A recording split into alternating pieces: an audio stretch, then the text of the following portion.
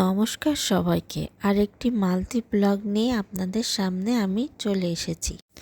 এই দিনটা ছিল মাফুসি আইল্যান্ডের ওই দিনটা, এই যে মেয়েকে বিকিনি পরাই দিয়েছিলাম। ওই আমরা যে বিচে ওইখানে যাচ্ছি ওই বিচটাকে বিকিনি বিচ বলে। এই যে ওর বাবা ওকে নিয়ে যাচ্ছে। এই যে তারপরে আমরা এই বিকিনি বিচে নেমেছিলাম, মেয়েকে এখানে বসাই দিয়েছি। মেয়ে দেখেন এই যে বালি নিয়ে খেলা করছে আর সমুদ্রের জল এসে ওর গায়ে আসছে, ওর খুবই ভালো লাগছিল। পিছনে যে হোটেলটা দেখতে পাচ্ছেন ওইখানে 7 তলায় আমরা ছিলাম, একদম হোটেল থেকে নেমেই বিকিনি বিচটা। কাকা কাকিরা নেমে সামনের দিকে চলে গিয়েছিল। এই যে আমি মেয়েকে নিয়ে যেতে পারছিলাম না, ওর বাবা একটু সামনে গিয়েছে, আমি মেয়ের কাছেই ছিলাম।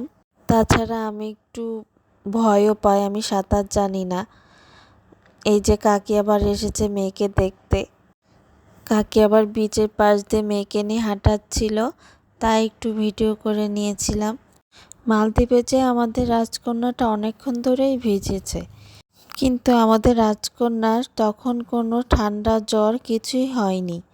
কিন্তু সেই কিছুদিন আগে কক্সবাজার যে একটু 5 মিনিট ভিজেছে, অমনি জ্বর ঠান্ডা সাথে সাথে অনেক জ্বর চলে এসেছিল।